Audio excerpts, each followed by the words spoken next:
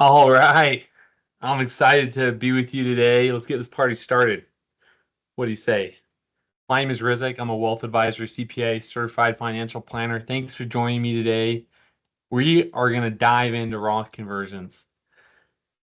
So I just want to get a sense from where everyone's coming in from. If you don't mind putting in the chat what state or country you live in, that'd be fun for us to kind of see where everyone's at.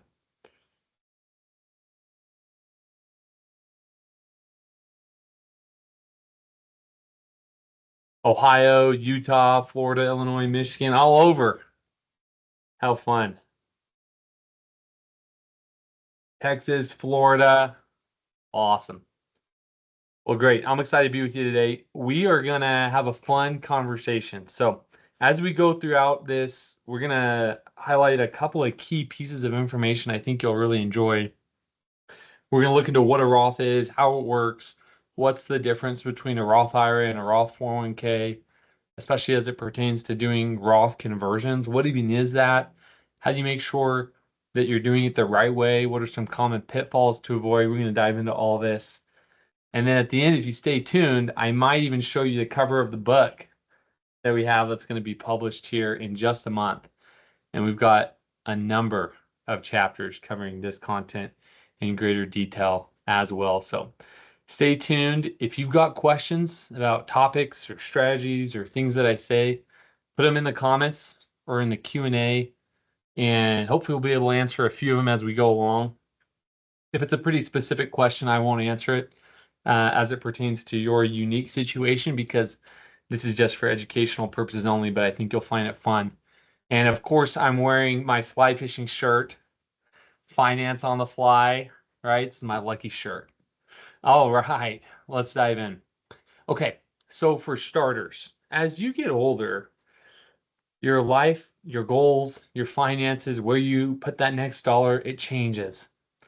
When you're in your 20s, oftentimes you're not laser focused about saving for retirement. You may be focused on starting a family, buying a home, or maybe just taking advantage of a free employer match with a 401k. And then as you age, things start to change.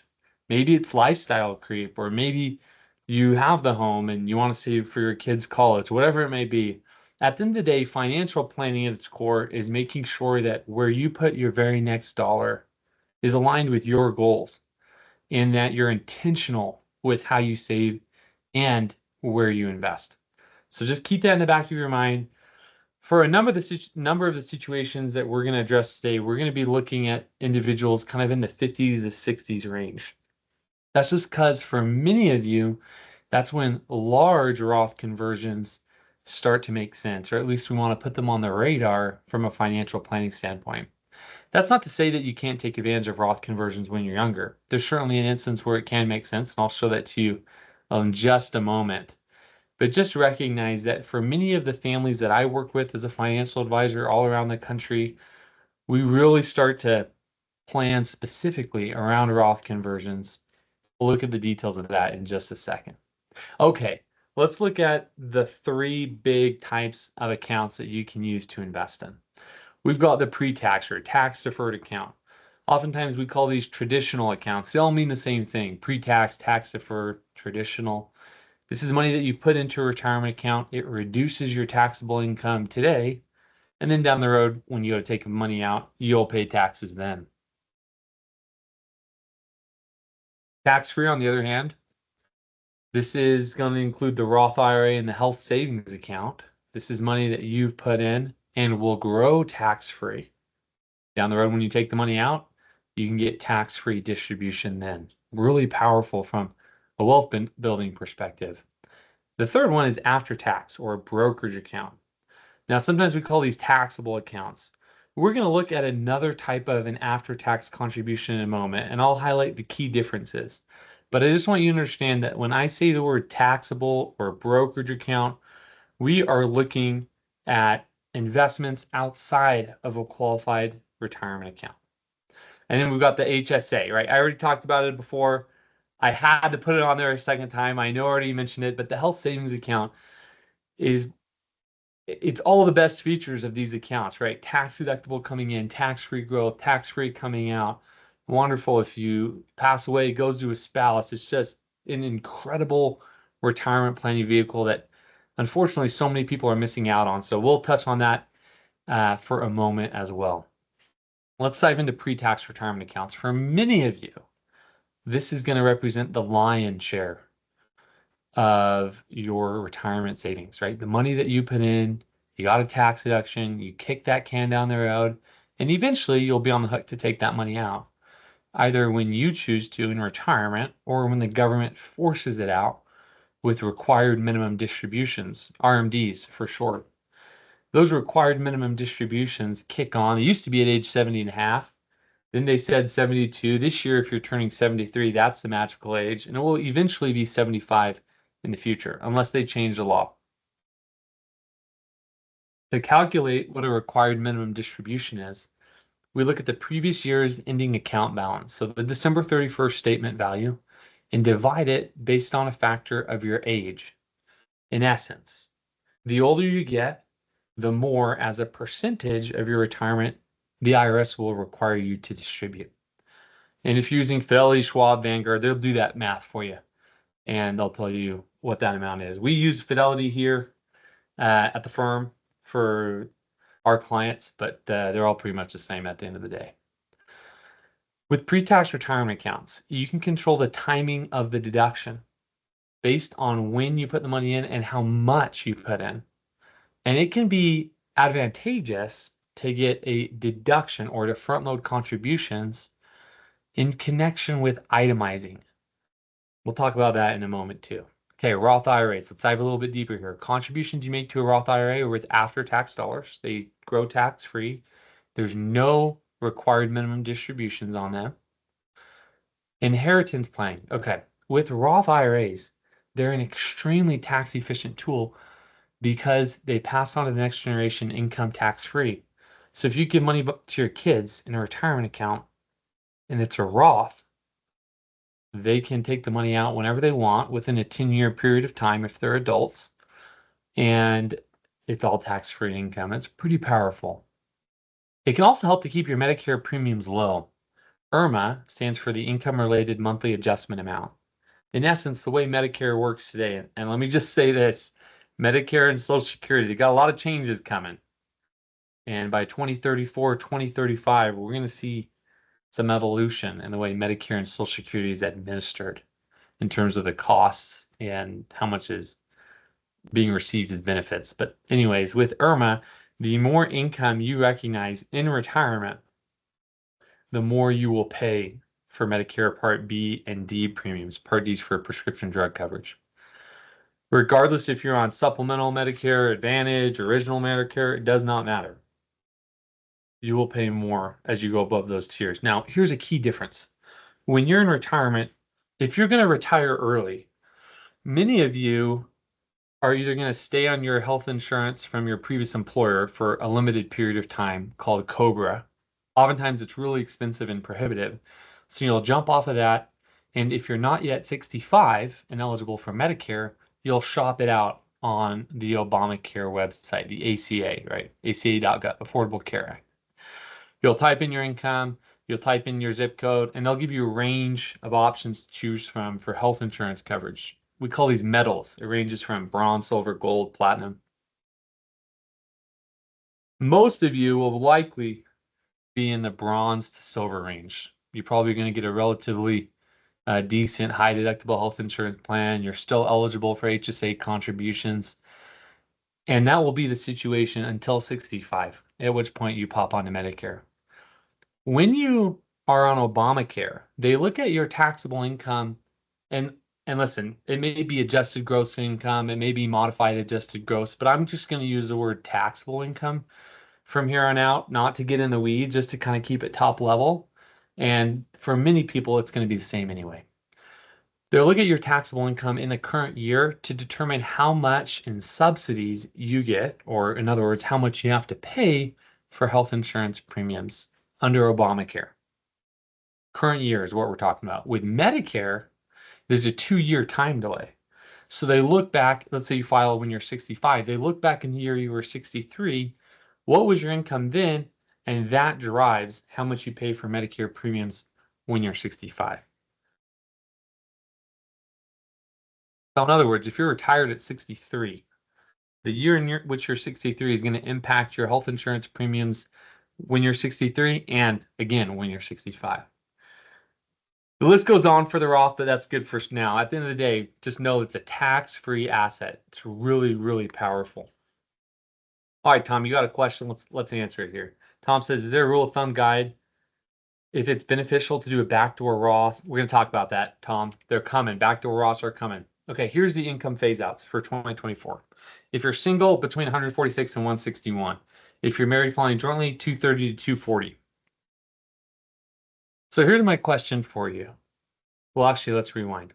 What this is saying is if your income exceeds 161,000 if you're single or 240, you are outside of this phase out range and you're no longer eligible to put a penny, not even a single penny into a Roth IRA. Roth 401ks don't have these silly income restrictions. IRAs do, the Roth IRAs do. So if you're within that middle range, what do you do? Well, you can calculate the percentage of the contribution you can make. If you're halfway in between that range, you can make a half year's contribution. So if you're 50 or older, that's $8,000 this year. If you're halfway in, you could put 4,000 in. That's what you do. What about the other 4,000? You're kind of out of luck. But this is the range at which we start doing backdoor Roth. So I kind of answered my question here. Do you just sit around and wait if you're unsure about what your income will be for the year? No. I mean, you could, but ideally we get your money working for you sooner rather than later, right? Instead of just sitting around at the bank account until you know what it is in January or February the following year. You rather get that money working for you and earning interest and growing in a Roth tax-free than just lying in your bank account. So we can be preemptive and do a backdoor Roth. A backdoor Roth avoids these income rules and lets us get around it. So we'll talk about that next. Here it comes. You ready for this, Tom? It's coming for you. The backdoor Roth. No, this is not some shady offshore Cayman Islands, whatever, trust scheme. This is a strategy. It's probably one of the most common tax loopholes that is taken advantage of by everyday Americans. It's not, people who do the backdoor Roth are not the average American. They make more than the average American. We know that, but it's pretty common nonetheless. To get around these income restrictions, we can make a non-deductible contribution to a traditional IRA. So there's three types of contributions we can make to an IRA. We've got traditional deductible contributions. Most people are familiar with that. You put the money in, reduces your taxable income when you put it into an IRA. There's phase outs there. The second type is a Roth. We just looked at those. The third type is a non-deductible contribution to a traditional IRA. Non-deductible. So you put the money in, you don't get any tax benefit in the sense that it does not reduce your taxable income in that year. And then down the road, when you take it out, you still have to pay taxes on the increase from what you put it in. So for example, if I make an $8,000 non-deductible contribution to a traditional IRA and it grows 2,000 and I take the money out in retirement, I'd be on the hook for ordinary income tax on that $2,000 of growth. You don't have to be a genius to recognize that ordinary income tax on $2,000 is not ideal. You'd rather have long-term capital gains tax treatment outside of a retirement account if this was the end of your strategy. You'd rather invest that money in a brokerage account, for example, because there you can get substantially more favorable tax treatment than with this approach. So why would you do it? I can only think of maybe one other exception, but the real reason is to do the backdoor Roth. You make a non-deductible contribution and you immediately convert it to a Roth IRA. The reason, that's the loophole right there. See, there's no limit on who can contribute to a traditional IRA in a non-deductible amount, and there's no limit on conversion. You can convert whenever you want. If you're retired, if you're working, if your spouse is working, if you're on Social Security, if you're on Medicare, it does not matter. You can convert. When you convert money that's non-deductible, that's already after tax. Is that a taxable event? If I'm converting money that's already after tax to Roth, is that a taxable event? No, it's not. You're converting after tax dollars. Very good, Paul. You're converting after tax dollars to Roth. Most Roth conversions, set aside the backdoor Roth for a moment. Most Roth conversions do generate taxable income because you're converting pre-tax dollars to Roth. But when doing the backdoor Roth, if you're converting non-deductible money to a Roth IRA, that is not a taxable event unless you have pre-tax assets in the IRA. This is where the pro rata rule comes in. The pro rata rule looks at all your IRAs, simples, SEPs, traditionals, rollover IRAs, whatever, not 401ks, just IRAs, and determines what the mix is of pre-tax retirement money to after-tax retirement money. And then when you convert it, that's how much is taxable. You can't pick and choose just to convert the non-deductible stuff. So that can cause a hiccup for you if you don't plan for it. This is why the backdoor Roth's not for everyone, because if you have a large amount of pre-tax retirement dollars inside of an IRA, a lot of that conversion will be taxable. If you hung with me for half of that, I'm impressed. This is all in my book with examples, figures, you'll be able to see it. Also, you really don't want to invest the money before you convert it. Just let it sit as cash. Fidelity, Schwab, Vanguard, they're going to make you sit on it for about a week until the cash settles when you transfer it from your bank account, and then you can convert. Okay, so just to recap, what is a Roth conversion? It's changing the nature of qualified retirement funds to Roth. Like I mentioned, it doesn't always generate a taxable event, but it oftentimes does if you're converting with pre-tax dollars. Let's see. We talked about that one. There's no restriction on the amount you can convert, any income limit, whenever you want. Here's the visualization of the backdoor Roth. We're making a non-deductible contribution to the traditional IRA, converting it. Now it's in the Roth. That's how you get around it. Now, the Biden administration a while ago had said that they were thinking about getting rid of this.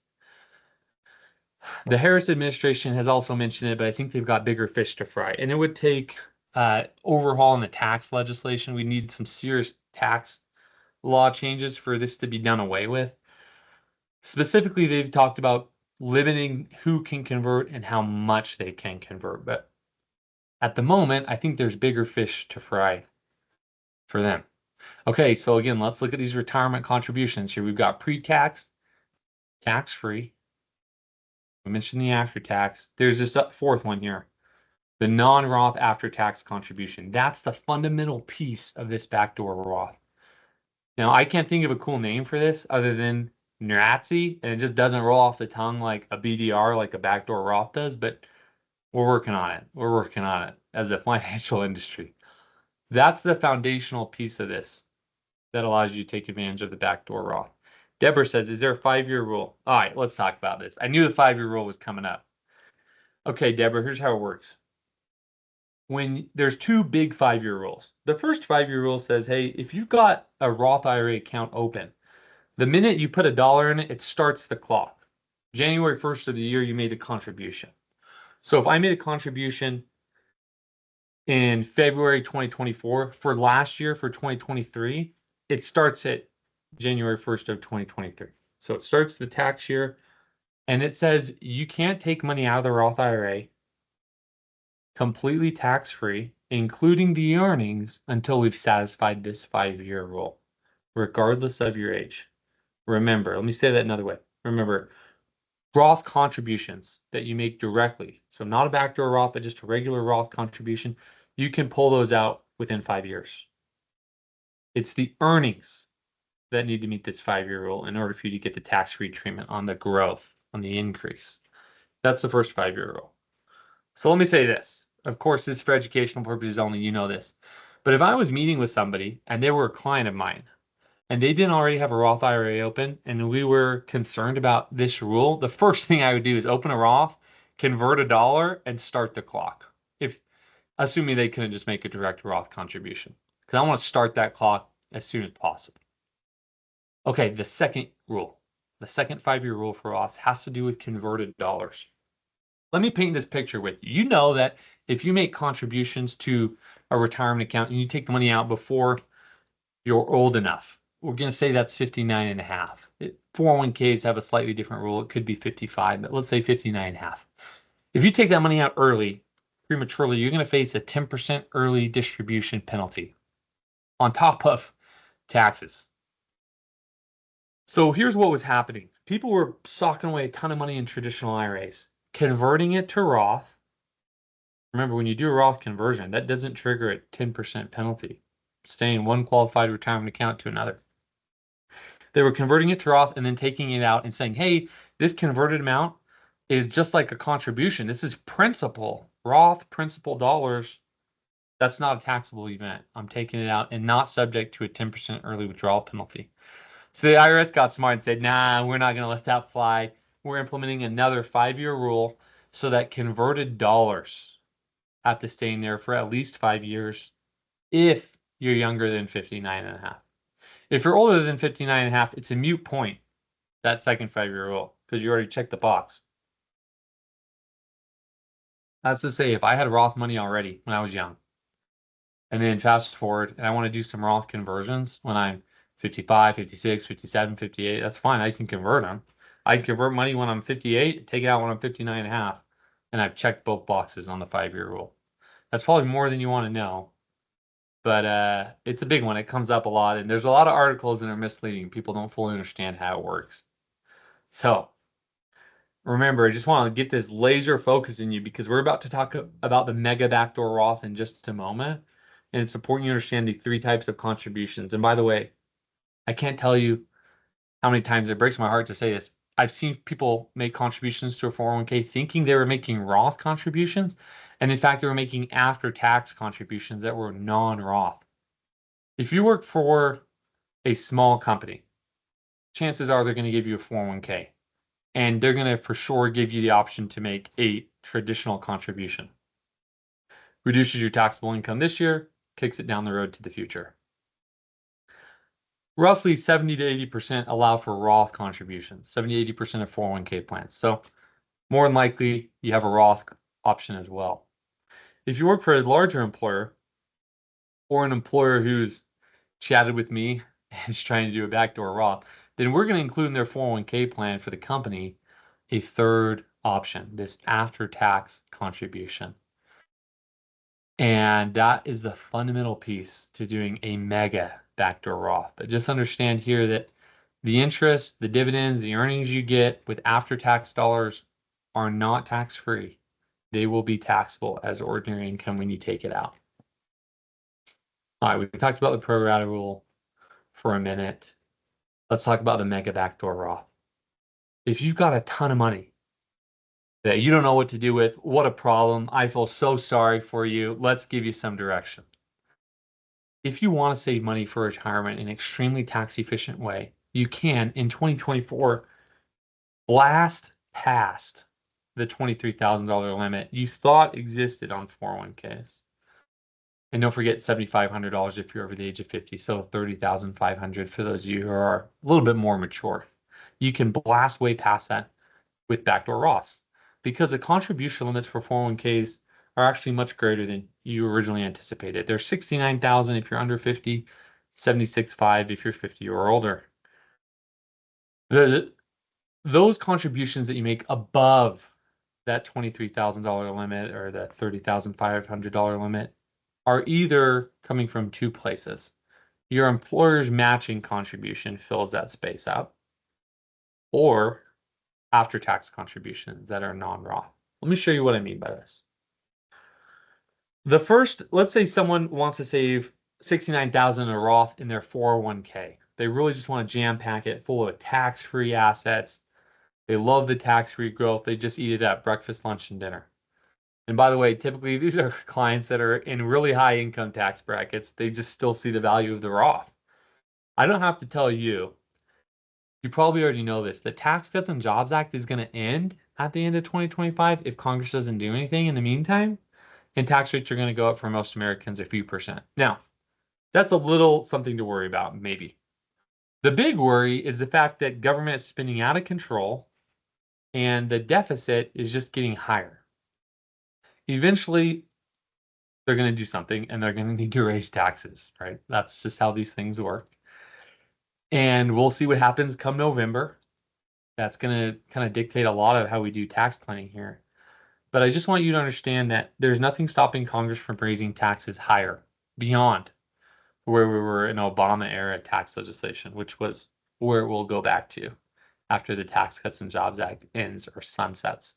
So just keep that in the back of your mind. I mean, a lot of the families I'm working with, they're seeing this down the road and they're recognizing, wow, I've got a ton of money in IRAs, they're pre-tax, that's all going to be taxable to me as income. I'm a little bit nervous about Social Security. Maybe it's not going to be there the same way it was. You didn't know.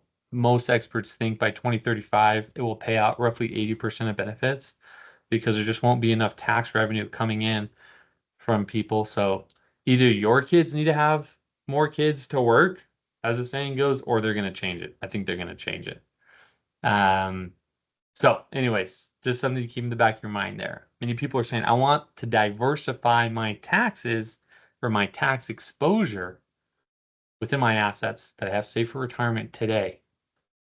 And that way, when the day comes that they raise taxes or tax legislation changes, I can move from different accounts. I can be flexible and I can control my tax situation much more. You know, most people go throughout their lives just letting the tax code happen to them. There's not a lot of proactive tax planning going on. It's unfortunate, but it's the truth. They work, their employer sends them a W-2 or maybe a 1099 if they're self-employed at the end of the year. And typically it's too late, right? You get it in January, February. By then, a lot of the tax planning's kind of out the door. Yeah, you can go back and make an IRA contribution or fund an HSA, but it's a couple $1,000. And for some of you, it's really not going to move the needle a whole ton. If we can know where your income is now, and by the way, this is the time of year that we're doing a lot of planning. This is tax loss harvesting season. This is Roth conversion season. This is the time, right? Because we know where your income is. We have a pretty good idea of it for where it will be by the end of the year. By now, 2/3 of the year is gone. And we can be strategic about where we're going to sit you inside of a tax bracket. So just keep that in the back of your mind. Back to the mega backdoor Roth. I digress. Here we are. You made your Roth contribution of 23,000. This is for someone under 50. So 69,000 is the limit. They made their basic Roth contribution of 23,000. The employer match sits on top of that. In this case, they popped in 10 grand, and then they made an after-tax contribution of 36,000. When they convert it, the Roth is already Roth. When they convert the employer match, all $10,000 is taxable as ordinary income in the year they convert it. So it's like they won't earn 10,000, worked for it. They'll have to pay tax on that.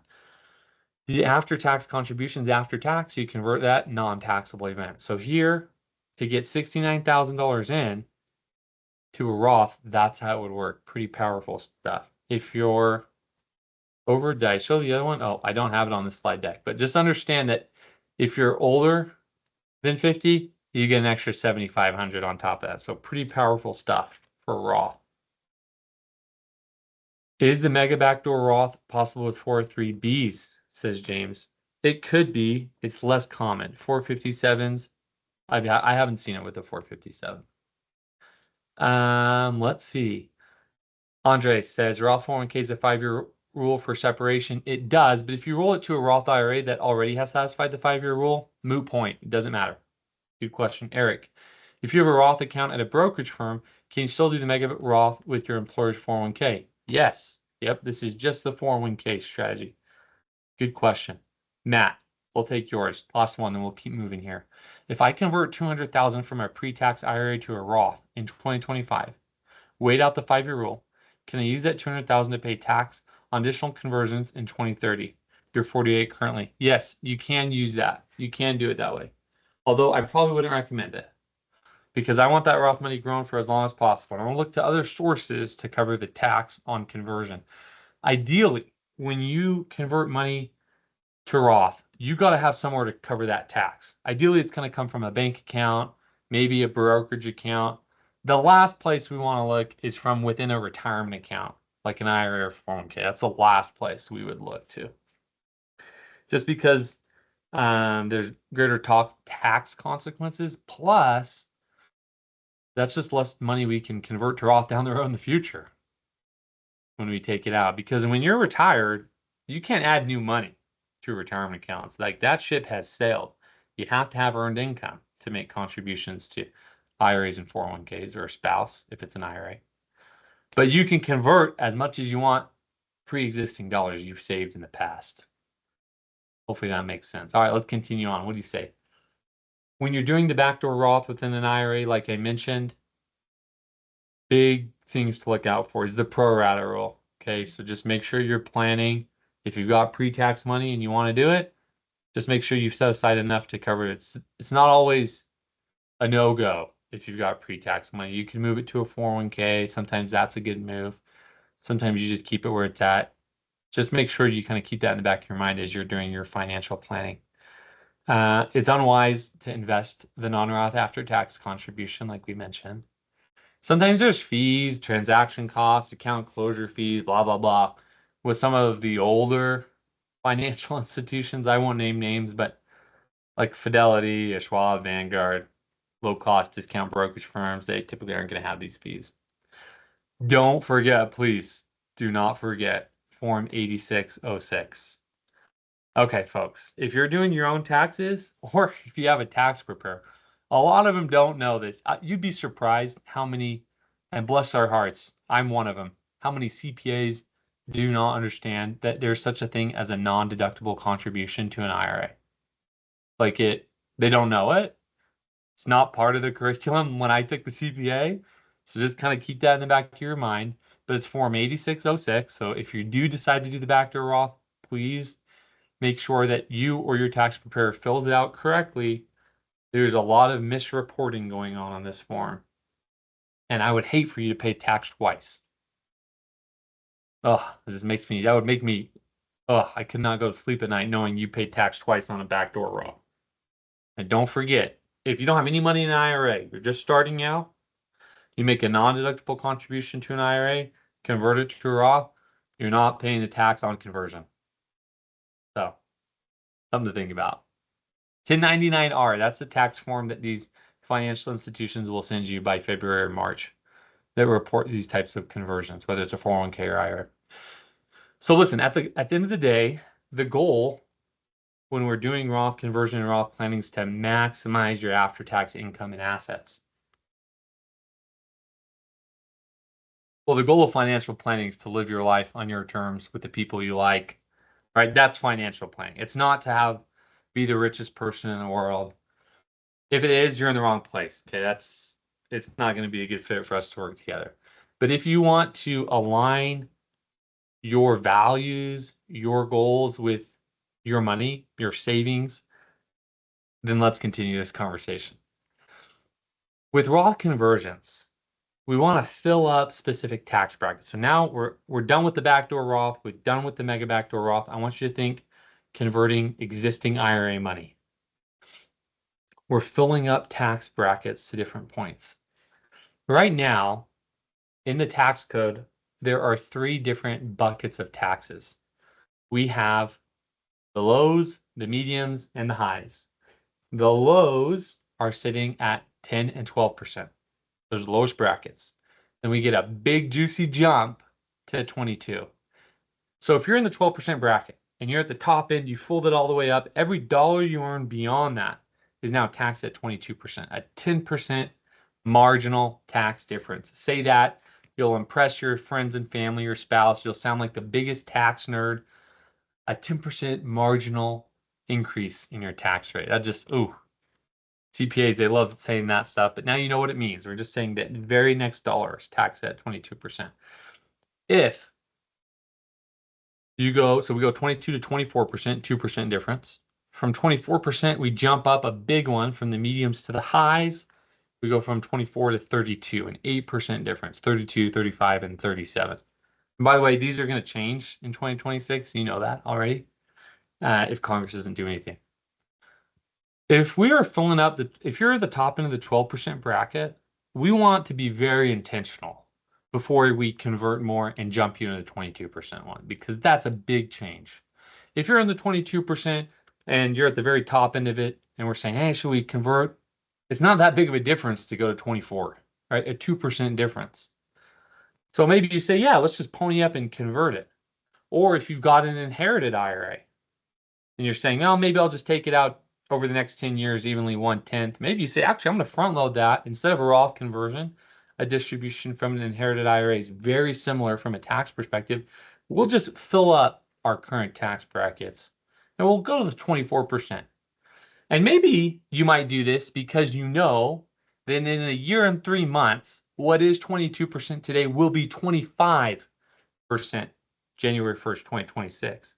So now the question is, would you rather jump yourself into the 24% bracket today, get that money going for you, growing tax-free in your Roth account sooner, and save 1% on federal income tax, or wait and pay it at 25 or 28%? Those will be the relative changes. So 22 and 24 will become 25 and 28 come 2026. That's what we're saying here, folks. We're saying, let's be strategic. We know what's coming down the road. Now, listen, if the Republicans take both the Senate and the House of Representatives and they take the White House, it's very likely that they'll extend the Tax Cuts and Jobs Act or some form of it. If the Democrats take the House, the Senate, and the White House, they'll probably pick and choose what they're going to include here. And they'll be a little bit, I don't want to use the word more thoughtful, picky is the word I'll use. They'll be a little bit more picky on which tax benefits are going to extend and what that will look like. But just kind of keep that in the back of your mind. It would require a big sweep one way or the other for a significant tax change to occur, in my opinion. At the end of the day, maybe they come together and they get something done actually for the benefit of most of us. But this isn't a political discussion. You get enough of that. So let's move on to tax planning with Roth conversions. Here's what we're saying. You can lock in the amount of tax that you pay when you do a Roth conversion. You control the timing when you pay the tax. And you fill up the correct tax brackets. Remember, we're locking in our rate when we make a Roth contribution or a Roth conversion. And like I mentioned earlier, all tax-free to your children. By doing that strategically in your life, that can help to reduce your IRMA premiums down the road. Because remember, when you take money out of a Roth account to live on in retirement, that doesn't show up. It's not taxable income, keeps Medicare premiums low. Gotta love it. Now, some of you are probably saying to yourself, wait a minute, Rizik. If I artificially create income by doing a Roth conversion, so I generate more income on my tax return, isn't that going to penalize me for Medicare? Yeah, it could. But I'll tell you this. In almost every situation, almost every single one, the income tax savings you get from doing a Roth conversion at the right time, in the right place, and in the right amount far outweigh a couple hundred extra bucks that you pay in Medicare premiums, which is temporary, by the way. Okay, they review your Medicare IRMA every single year. So if we do a bunch of Roth conversions in a 3 or 4 year period of time, that's only going to negatively impact you for IRMA for 3 or 4 years. And then it's going to go back. So just something to keep in the back of your mind. We're looking at, I just have seen it too often where people are stepping over a dollar to pick up a nickel or a dime. And they really should be just converting and let the IRMA happen. So there's my 2 cents for you there. Now let's look at a real life example. You're going to love this. I took some screenshots from some of the financial planning software tools that we use. We have a number of them. This one you're primarily going to see is from Right Capital. That's a tool that we use for financial planning. There's a few software tools financial advisors use. eMoney is another one, but I think Right Capital is pretty powerful. I like it. And then we also use Holistic Plan and maybe one other elements. Okay, so for this married couple, they're both 58. They're going to retire in 5 years. Combined, they have a household income of $250,000, 250,000. Right now, they have 3 million saved in an IRA and 401k. We're just going to group that all together. They've been really disciplined on saving throughout their lives, but remember, it's all pre-tax. They have a partner in here, a silent partner, the IRS. Okay, so really 3 million, maybe after taxes, it's more like 2.3 or 2.5 million, whatever their tax rate is. We'll see it in a minute. And then they got 200,000 in a brokerage account, off to the side. Maybe they had some equity compensation or they sold a rental, whatever. They just started contributing the max to their HSA every year because they know how powerful that HSA is. And then they've got some adult kids, right? So it's just this married couple. Here we are. This is where they're at today. So this is their income tax bracket. You can see the next full year, they'll be 59. Here's where they're sitting for income. They're within the 22% tax bracket when the Tax Cuts and Jobs Act sunsets. You can see we see that dip right here in the tax rate. That's Tax Cuts and Jobs Act sunsetting. And this is Obama era tax legislation. In other words, saying the income threshold and the tax rates kind of are moving. They're up, then they retire. They're down here. We had them filing for Social Security at 67 for both of them. They're full retirement age. Cruising right along, living life, and boom, we see a spike. Who knows what this spike is? Does anyone know? Put it in the comments. You know what's going on here at this age that's causing their income to go up significantly? Matt, you got it, Matt. There we go. Monica Stewart in the house. I love it. It's required minimum distributions. It's required minimum distributions, not the 10-year rule. That applies to inherited IRAs, but I like the way you're thinking. It's RMDs.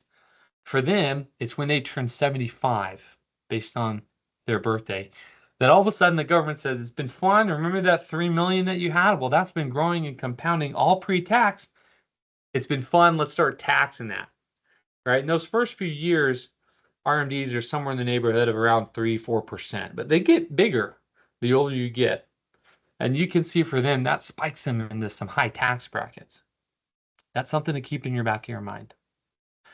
Right now, this assumes that when they do retire here in 5 years, they are going, for their basic living expenses, they're going to take from all their different accounts equally or pro rata. Meaning they got some money from the brokerage account, and we'll include, savings in the bank in the same bucket. They're going to take from there. They're going to take from the HSA. They're going to take from the traditional IRA, just kind of a split, right? Pro rata. If they're a little bit more thoughtful about which order they take money out in, we can be much more tax efficient. In fact, for them, notice, I'm going to go back one slide. 0 is the baseline here. We're just assuming baseline is just equally from all their accounts. Notice if they take in a specific order from their taxable accounts, which is their brokerage, tax deferred, that's where the big money is, right? The traditional IRA and the 401k, and then tax-free last, they're able to generate over the course of their lifetime, and we're planning on both of them living till 90. We like to be conservative when we do financial planning. They can save about $1 million just by structuring the distribution of their income in retirement in a tax-efficient way. And you can see that here.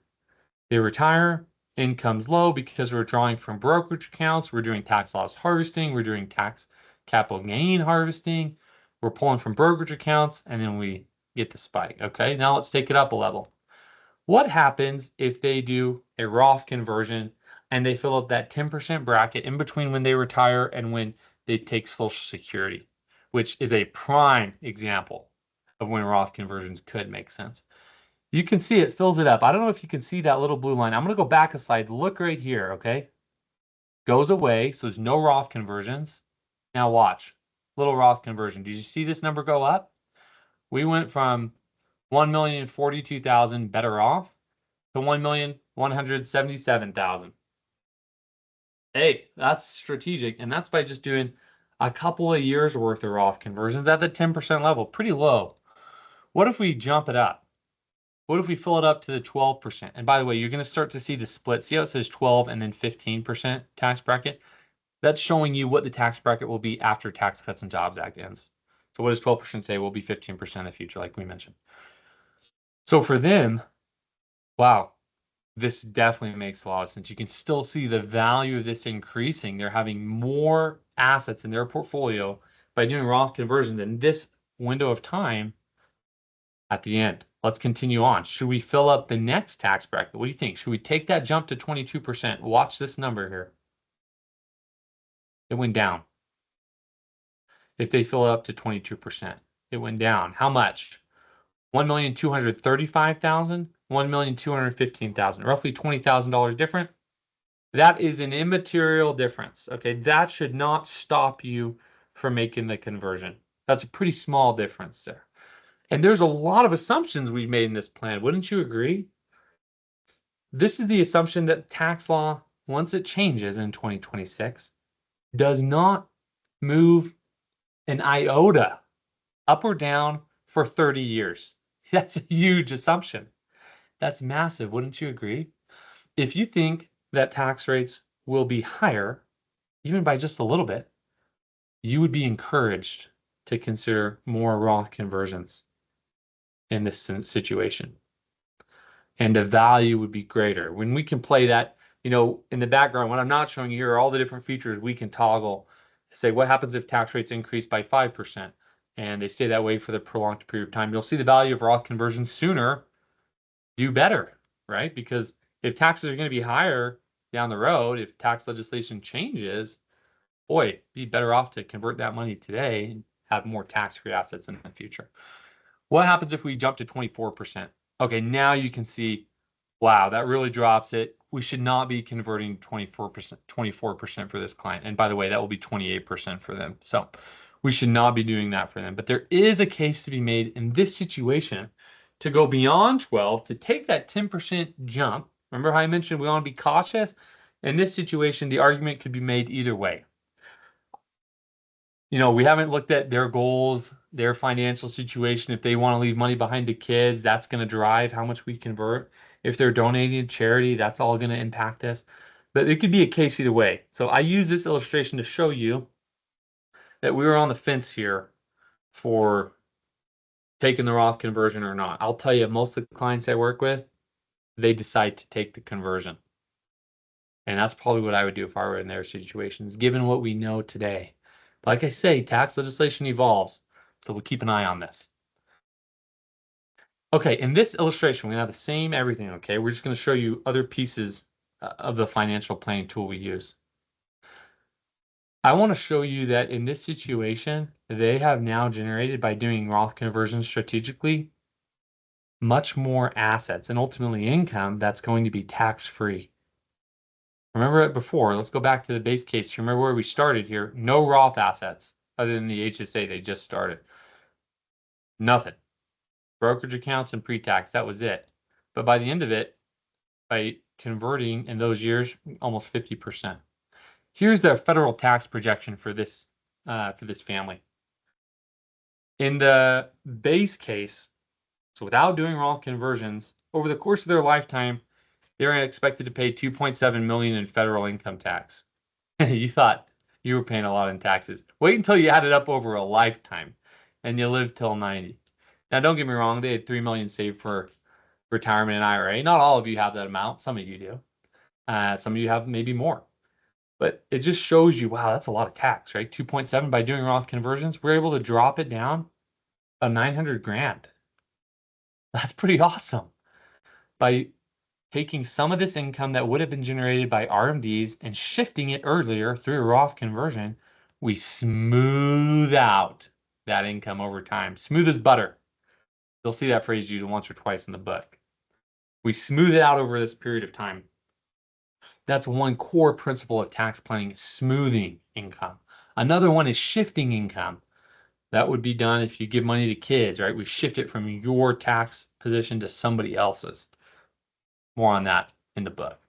Okay, so here we are, account balance. This shows you the amount, again, pro rata without conversion. This is with no Roth conversions here. You can see the tax-free assets in the HSA. They just stay there. There's really nothing. But now over time, that Roth is growing. And remember, we pull from Roth last in most situations. Not all, but most. This is for IRMA. For those of you who are concerned about IRMA, we can see exactly how much every month you'll pay in additional Medicare coverage for Medicare Part B and D. And we'll do some planning there as well before we make that call. So when do you actually do Roth conversions? What does that actually look like for an individual? I'll show you the numbers for this example case study in just a moment. But typically, it has to do with when you retire. If your income's dropping, you go from a dual income household to a single income household. You take a sabbatical, take some time off, maybe you get laid off from a job prematurely. And I don't have to tell you, the risk that you are forced into retirement is greater today than it's ever been, I think, in the last couple of decades. And that's typically for one of two reasons we see people retire sooner than expected. They're forced into retirement, as it were. Either they're taking care of a loved one, a child, a parent, a spouse, healthcare typically related, or they get laid off because they're older. It's more expensive for their employer to pay for their health insurance premiums. Technology training may be a little bit more difficult. I'm impressed all of you made it on this webinar. Some of you are more of my mature crowd, we'll say that. But anyway, I digress. Just understand that when your income's low, that's a great time to do Roth conversions. It's also great when the market drops. Let's say I have 100,000 that I want to convert this year. $100,000 of stock. I can convert it today and I would generate 100,000 of ordinary income subject to tax, both at federal and state levels, depending on where I live. If I see the stock market drop, so if I wait a month or two and all of a sudden it's the end of the world because your favorite person that you wanted to get elected didn't get elected and you think it's doom and gloom and Russia and Israel and blah, blah, blah.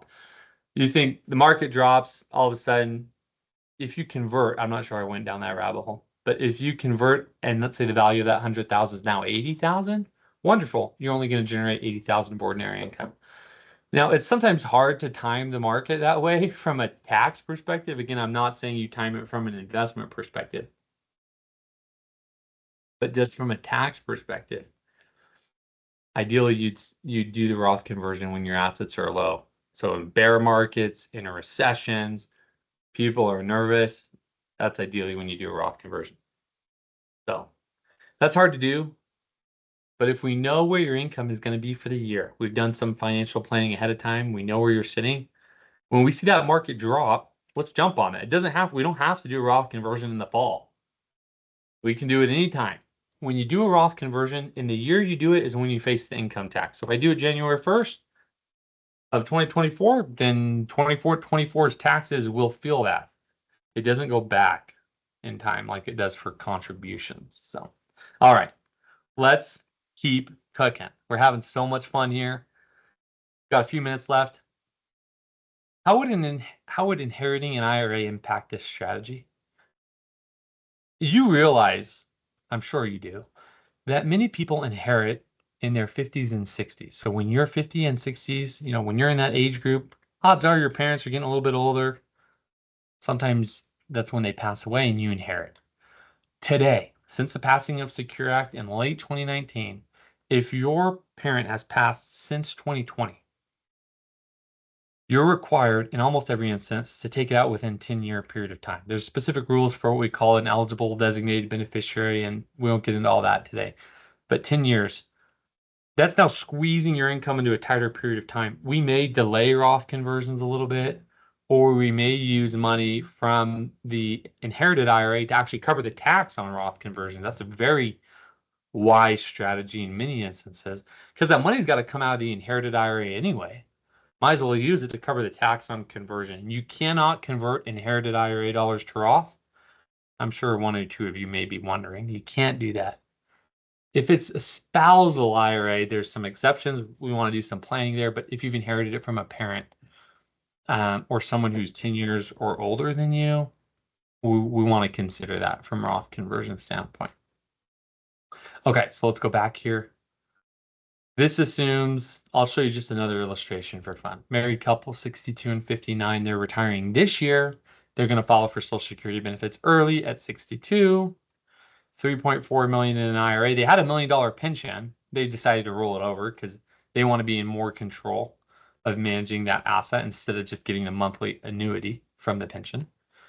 And they have an inherited IRA of $500,000 from their parents. They got some in a Roth, they got some in a brokerage, 2 kids in school. Here's their situation. Should we fill up the first bracket? Yeah, does a little bit, not a ton. Should we keep going? Should we convert more? This is where we're going to start running some numbers. We're going to test different scenarios to see what makes the most sense, just to give you another idea of kind of how this looks.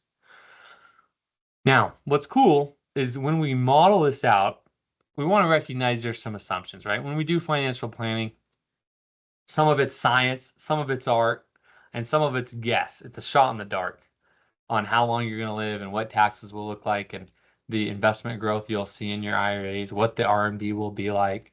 But it's nice to see some numbers on paper. And you can see in this situation, we would draw a certain amount out from the taxable account to cover the tax. We can see exactly how much we're going to do, what that's going to look like, the tax-free account balance. This is that Roth that's growing from year to year. The tax deferred, it's kind of nice to see what those numbers look like. Here's how much we're converting when we do it each year, and we can model these things out.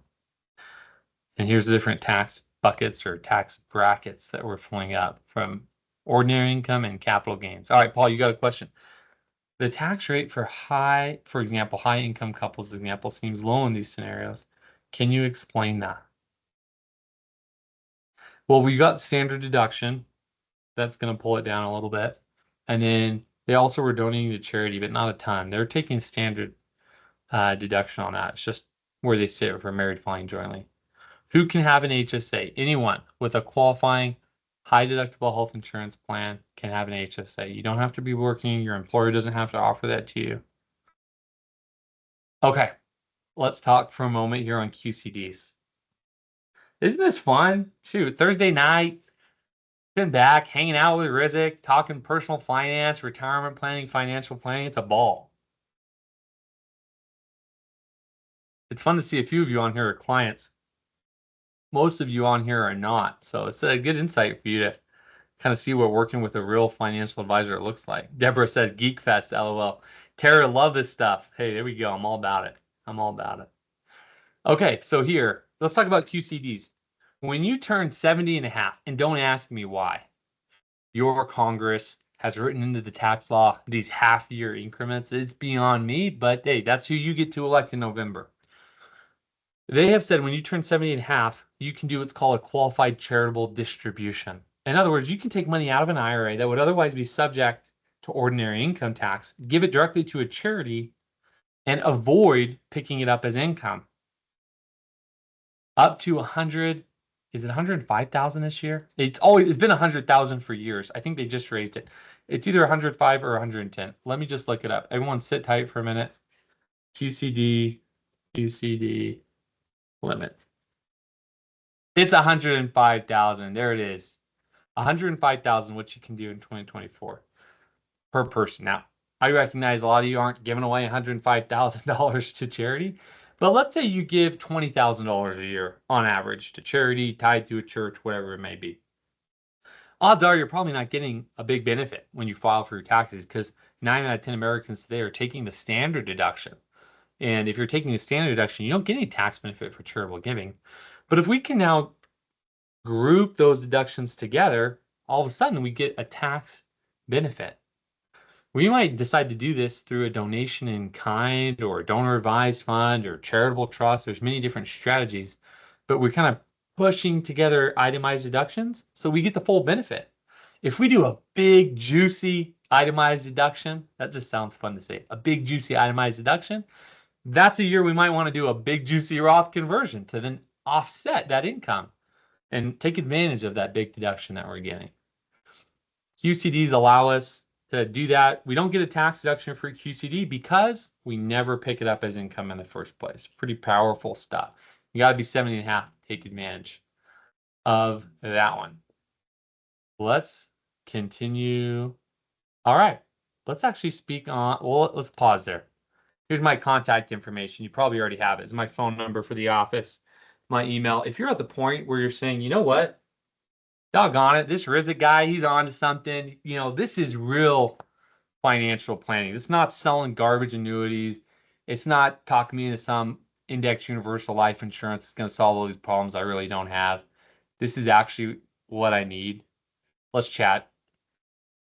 You can call this number. Courtney or another team member can set up a call for us and we can see if there's a good fit. But hopefully you found this helpful today. It's been my pleasure to be with you. Everything today is educational, right? You understand this is not personalized tax, legal, or investment advice. We got to say that. If you got questions, put them down below. I'll take a couple of questions here. and then we're going to call it to go hang out with my wife and daughter. So if you've got some questions, Jonathan Judas, what's up, Jonathan? Good to see you. Good to see you. If you've got any questions, put them down below. I'll answer them. If not, thanks for joining me. Was it what I said it was going to be? I hope so. I hope you found it valuable. Mark Nelson, James Kirby, thanks everybody. Eric, Monica, Matt, it's been my pleasure to be with you today. Thanks for hanging out with me. It was a fun time. Oh, one more thing. I told you I'd share with you the cover of my book. Let's do that. I'll show you what it looks like. I'm proud of it. It's we've been working on it for a minute, right? So let's share that with you here. You can see what it's going to look like. The first time I've ever shared with anybody who's not family or friends. Can you see that? Look at that. Finance on the fly. Simple strategies to build wealth. Stay tuned, folks. It's going to be on Amazon right around a month from now. And anyway, I took this picture. I'll tell you, I took this picture when I went backpacking in July in Wyoming. And I just thought it breathtaking. I never seen anything like that in my life. And I like to think I've been to a couple of pretty cool places. And we went on a 6-day, 50-mile backpacking trip, me and some of my neighbors.